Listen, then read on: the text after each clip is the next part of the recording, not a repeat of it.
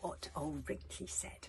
Old Wrinkly was Hiccup's grandfather on his mother's side. He lived in a large, untidy house on the beach. He was delighted to see them, and he fed them all porridge. Toothless snoozed in front of the blazing fire in his fireplace, while the snowy clothes of Hiccup and Fishlegs dripped dry on the chairs. "What can I do for you, little Hiccup?" wheezed old Wrinkly, lighting a big fat pipe. "It's my friend Fishlegs," explained Hiccup. "He's not very well." Old Wrinkly looked at Fishlegs, who was shaking like a leaf in a high wind. Poor Fishlegs. "Oh, come on, Hiccup," said Fishlegs irritably. "I keep telling you it's just a nasty cold." Old Wrinkly tut-tutted. Old Wrinkly was the wise man and the soothsayer of the Cooligan tribe. If you were ill, you would go to Old Wrinkly and he would examine you, consult the gods, and then give you some perfectly disgusting medicine like rabbit's droppings and limpet goo that may or may not make you better. Doctoring and looking into the future are complicated businesses, and to tell the truth, Old Wrinkly did not always give them right, and you can tell from Old Wrinkly's cures for common illnesses. Some of them are just not very good. For a cold, he says stuff a small carrot up each nostril to stop a running nose. Not a very good idea. Remember to breathe through mouth. No. Oh dear. Headache with temperature. Old Wrinkly's tasty medicine of sheep mucus and dead flies wrapped in cobwebs will soon have the patient bouncing out of bed. No, I just don't think any of these are a very good idea. Old Wrinkly put his ancient old hand on Hiccup's forehead and tut-tutted again. Very hot, he muttered to himself, and sweaty. He listened to Fishlegs' heart with a strange trumpet-like instrument and tut-tutted some more. And then he drew some twigs onto the fire and poked the flames with a long metal stick. "Oh, dearie me," gasped Old Wrinkly as he stared at the red embers. "That sounds cheerful," shivered poor Fishlegs. "The fire seems to be telling me that your friend has Vorpentitis." I said somebody had been bitten. "Caused by the sting of the venomous Vorpent," said Old Wrinkly sadly. "Have you met any venomous Vorpents recently?" There was a nasty cold feeling in the bottom of Hiccup's stomach. "Yes, we did meet a venomous Vorpent," Hiccup said slowly. "A couple of months ago, a Vorpent fell onto Fishlegs' hand while we were escaping from Fort Sinister." "But it didn't sting me," Fishlegs said eagerly. "I didn't feel anything sting me." Old Wrinkly shook his head. "The Vorpent numbs the skin before it stings. It's very clever, really. You wouldn't have felt a thing." "Oh dear." "And then nothing happens until a couple of months later when you fall ill with Vorpentitis." "What are the symptoms of Vorpentitis?" asked Hiccup. "Fever, runny nose, episodes of madness," replied Old Wrinkly gloomily. Hiccup's stomach was now as cold as ice, but he tried to sound cheerful. "And how do we get him better?" Old Wrinkly sounded gloomier still. "Well," he croaked, "that's the tricky part. The sting of the venomous Vorpent is pretty much always fatal." There was a nasty silence. "The good news is," continued Old Wrinkly, "we have until 10 in the morning tomorrow to find the antidote and before your friend dies." "Oh, good," said Hiccup, hugely relieved. "So there is an antidote." Fishlegs had been listening with an open mouth. "But I've got us a nasty cold," he protested. "A nasty cold? You told me I've only got 1 day to live." Hiccup ignored him. "What's the antidote?" asked Hiccup. "This is where the tricky part gets trickier," said Old Wrinkly. "An antidote, by the way, is a cure," wheezed Old Wrinkly. "The antidote to the sting of the venomous Vorpent is the vegetable that no one dares name." "What? You mean the potato?" gasped Hiccup. "Shh!" whispered Old Wrinkly, desperately rubbing hands. "You're not supposed to name it. It's bad luck." "The potato is an imaginary vegetable," said Hiccup, who thought all this talk of bad luck was just superstition. "It doesn't really exist." "There are those that say that the vegetable that no one dares name can be found in a great country to the west, known as America," Old Wrinkly pointed out. "But most people say," said Hiccup slowly, "that there's no such place as America. Most people say it's an imaginary land that only crackpot weirdos believe in. Most people think that the earth is as flat as a pancake, and if you sail too far to the west, you will fall right off the wet end of it."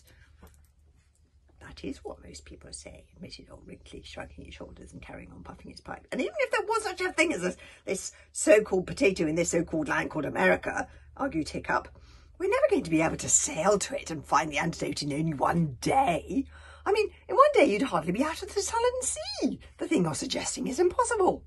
There's no such thing as impossible, Hiccup, snorted old Wrinkly. Only improbable. The only thing that limits us are the limits to our imagination.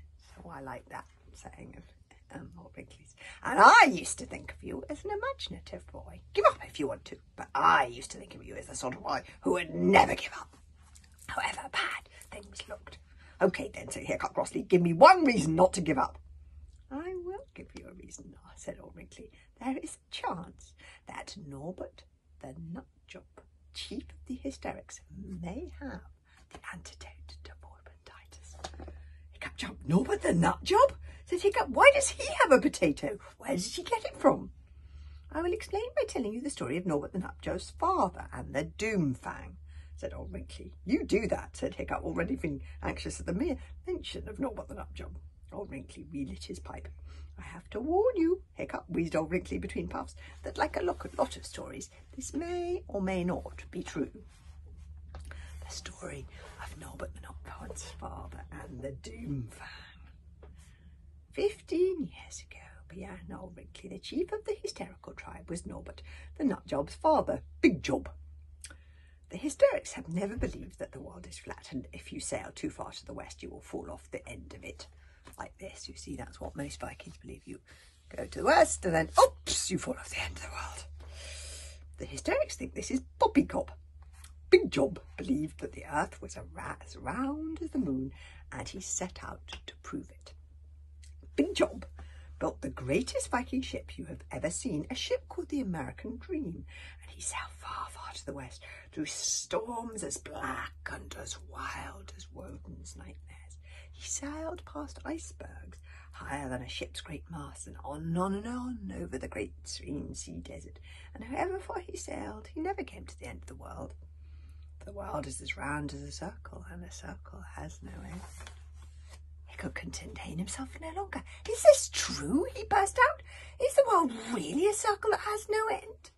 I have no idea, replied old Wrinkly calmly. As I told you, this is a story. Be quiet, and I'll tell you the end.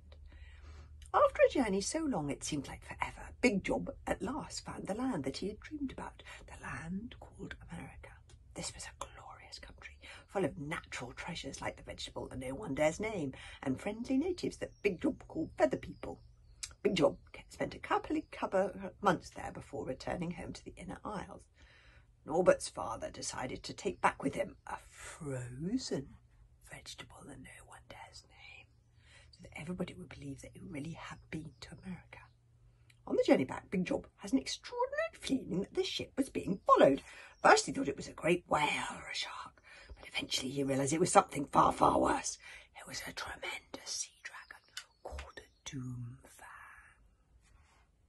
This is strange, interrupted Hiccup. Hiccup knew a great deal about dragons, and this was very odd behaviour for a Doomfang. Doomfangs are heavily armed, terrifying creatures, but they normally just ignore humans. Will you stop interrupting?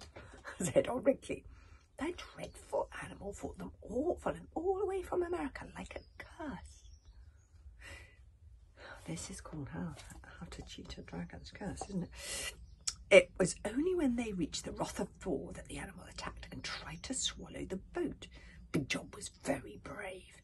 Riding his dragon the Thunderer, he shot arrow after arrow at the Doomfang. These specially sharp arrows had been given to Big Job by the Feather People, who were very expert at making arrows. Big Job was down to his last arrow when the Doomfang finally killed him. And ever since that day, the Doomfang has never left the Wrath of Thor. For 15 years, no one had been able to get into Hysteria, and no one can get out. The chief of the hysterical tribe is now Big Job's son, Norbert the Nutjob, and he has never got over the death of his father. It is said that he keeps the frozen vegetable that no one dares name in a casket, and it is in as good a condition as it was 15 years ago. So there you are, said old Wrinkly. This is the story of Norbert the Nutjob's father and the Doomfang. Of course, at this time of year, the Wrath of Thor is frozen over, and the Doomfang is trapped under the ice, and Hysteria is only a 3-hour sleigh ride from it. Hiccup jumped to his feet. I know, we were there only yesterday. We haven't got a moment to lose. I must go to Hysteria and bring back the antidote. Fishleg's mouth dropped open. I can't believe I'm hearing this. You're thinking of going back to Hysteria? But the creepiest, grimmest, scariest place I've ever been to in my life, and you're going to go there in the dark? The hysterics won't keep coming in the dark. Hiccup pointed out. You shot! No, but they're not jumping the bottom with an arrow! Howled Hiccup Fishlegs. You think you're just going to ask him politely to give you his precious American vegetable and he's just going to hand it over? Burglary may be involved, admitted Hiccup. And all because of old Wrinkly's soothsaying? I mean, everybody knows that old Wrinkly is nearly as hopeless at soothsaying as you are at frightening foreigners. Thank you, murmured old Wrinkly. Fishlegs hasn't finished yet. I keep on telling you, I've just got a bad cold. Achoo! Actually, I'm not feeling that well.